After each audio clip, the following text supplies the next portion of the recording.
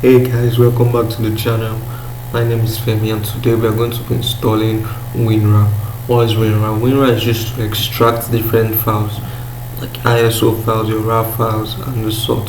So today I'm going to show you how to install it. Now let's get into it. Now my winrar is going to be saved on my document and I'll search for it. Yeah, that's it. winrar 64-bit. Yeah.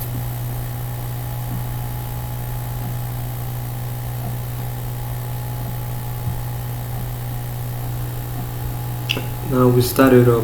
This is how the setup looks like.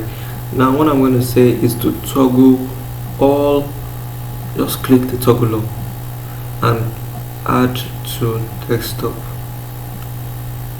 and press OK.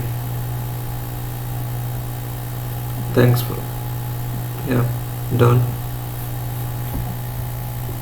You're good to go. You're completely good to go. That's all. I'm going to show you the Photoshop. Click here.